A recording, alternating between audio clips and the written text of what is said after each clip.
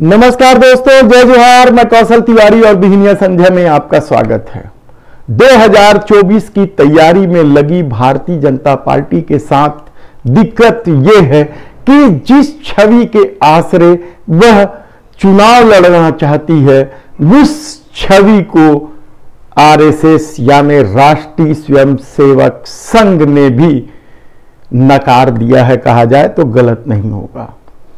RSS ने संदेह व्यक्त करते हुए अपने मुखपत्र ऑर्गेनाइजर में साफ कह दिया है कि सिर्फ देश के प्रधानमंत्री नरेंद्र मोदी की छवि के भरोसे चुनाव नहीं जीता जा सकता और इसका सबूत भी अब गाहे बगाहे मिलने लगा है।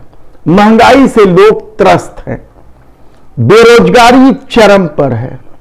विदेश नीति का यह आलम है कि अभी अमेरिका प्रवास पर देश के प्रधानमंत्री नरेंद्र मोदी और पूरी भाजपा की जो छवि खराब हुई है या छीछा लेदर हुई है, वह चौंकाने वाली है। गए थे हरिभजन को ओटन लगे कपास की तर्ज पर जिस तरीके से एक अमेरिकी पत्रकार के सवाल से पूरी भाजपा या कट्टर हिंदूवादी बौखलाकर उन्हें पाकिस्तानी समर्थक या इस्लामिक कहने लगे, उसे लेकर अमेरिका ने भी तीखी प्रतिक्रिया व्यक्त करते हुए यहां तक कह दिया है कि पत्रकारों का उत्पीड़न किसी भी हाल में स्वीकार नहीं है। हालांकि अभी तक अमेरिका ने भारत को इस मामले में क्या प्रतिक्रिया दी है सरकारी तौर पर, इसका पता नहीं चला है। लेकिन कल भोपाल में जिस तरीके से देश के प्रधानमंत्री नरेंद्र मोदी के रोड शो को कैंसिल करना पड़ा, मौसम की खराबी प्रमुख वजह बताई गई। इससे पहले देश के गृह मंत्री अमित शाह की उसी मध्य प्रदेश के बालाघाट में आयोजित रोड शो को रद्द करना पड़ा था और किस तरीके से कुर्सियां खाली थी यह भी हमने आपको बताया था। कल प्रधानमंत्री भोपाल जरूर पहुंचे, उन्होंने वंदे भारत ट्रेन को झंडी भी दिखाई, कार्यकर्ताओं से बात भी की, लेकिन रोड शो कैंसिल हो गया। तब सवाल यह है कि क्या अब आरएसएस प्रमुख भूमिका पर आ जाएगी?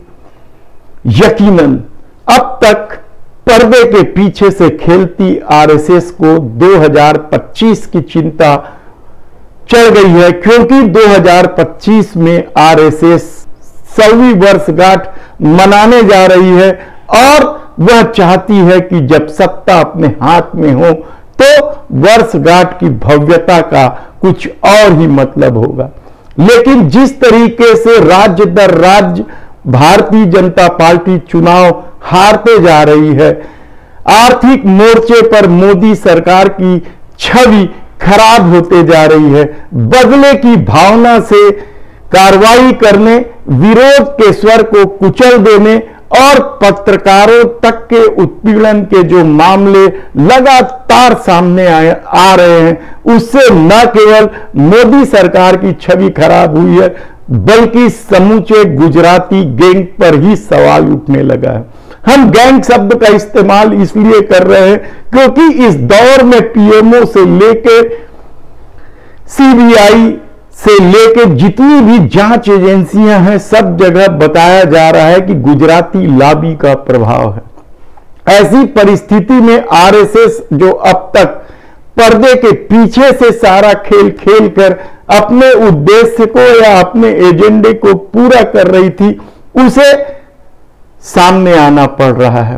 और इसकी बानगी देखिए कि किस तरीके से जिस समान आचार संहिता यानी समान नागरिक कानून का जिक्र देश के प्रधानमंत्री नरेंद्र मोदी ने भोपाल में किया, वह ठीक 2 दिन पहले ही रायपुर में विश्व हिंदू परिषद के राष्ट्रीय कार्य समिति की बैठक में उठाया गया था।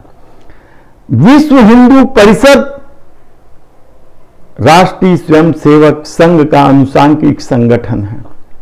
ऐसी परिस्थितियां जब बन रही है तो घर घर जाकर हिंदुत्व का अलग जगाना और मुसलमानों के प्रति नफरत फैलाने का खेल क्या अब इस देश में बड़े पैमाने पर शुरू होगा।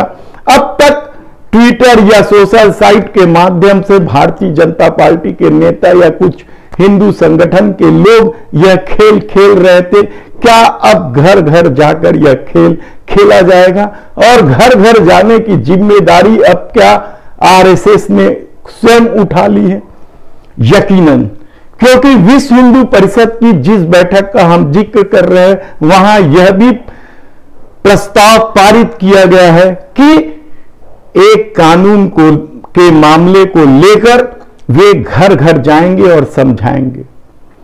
गीता प्रेस को गांधी शांति पुरस्कार देने का जो मामला है वह भी अब आलोचना के केंद्र में आ चुका है। यही नहीं, कई सारे मामले अब सामने आने लगे हैं कि आरएसएस के अनुसांगिक संगठन किस तरीके से सक्रिय हो रहे हैं। आप किसी भी संगठन का नाम ले लीजिए, पसमानदा मुस्लिम को लेकर भी जो मुस्लिम राष्ट्रीय मंच नाम का आरएसएस का एक संगठन है वह सक्रिय होने लगा है ताकि भारतीय जनता पार्टी को वोट दिला सके। दरअसल इस सारी कवायद की वजह है लगभग 400 सीटों में विपक्षी एकता का हो जाना। 400 सीटों में यदि एक प्रत्याशी ही विपक्ष खड़ा करने सफल हो जाती है तो यकीन मानिए कि मुकाबला कुछ और होगा। हमने पहले ही बताया कि किस तरीके से महाराष्ट्र और बिहार में भारतीय जनता पार्टी की हालत बेहद खराब है। उत्तर प्रदेश के लिए रणनीति बन रही है और यदि उस रणनीति में अखिलेश यादव शामिल हो जाते हैं तो यकीन मानिए कि उत्तर प्रदेश भी हाथ से निकल जाएगा। छत्तीसगढ़, मध्य प्रदेश के बारे में तो कहा जा रहा है कि इस विधानसभा चुनाव में ही भारतीय जनता पार्टी की हालत बेहद ही खराब है। और इसकी वानगी ये है कि देश के गृह मंत्री अमित शाह और देश के प्रधानमंत्री नरेंद्र मोदी का रोड शो जो बालाघाट और भोपाल में आएगी तब उसे आखिरी समय पर मौसम का बहाना करके रद्द किया गया। राजस्थान में तो भारतीय जनता पार्टी वसुंधरा राजे सिंधिया और मोदी की लड़ाई के बीच ही फंसी हुई है। अभी तक वे केवल इस आशा पर बैठे हुए हैं कि राजस्थान की जो परंपरा है परिवर्तन की उसके आश्रय वह राजस्थान में सरकार बना लेगी। लेकिन लोगों का कहना है कि इस बार वह परंपरा भी टूट जाएगी।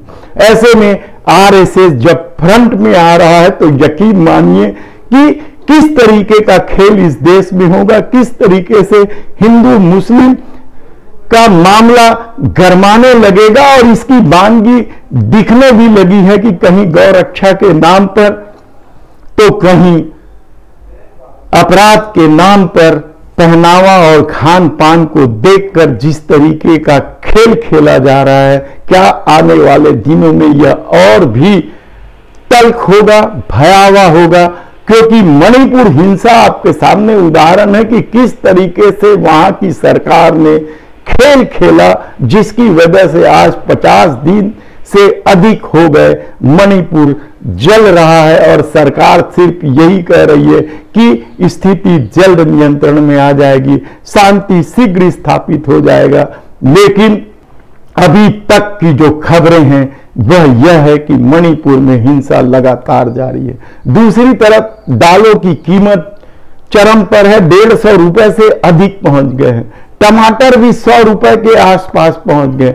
ऐसी परिस्थिति में जब महंगाई लगातार बढ़ रही है तब आरएसएस की भूमिका क्या होगी? वह इस देश को हिंदुत्व और राष्ट्रवाद की भट्टी में किस तरीके से झोंकने की कोशिश करेगा या किस तरीके से राष्ट्रवाद और हिंदुत्व को उभार कर वोटों का ध्रुवीकरण करेगा, यह हम आपको बताते रहेंगे। धन्यवाद।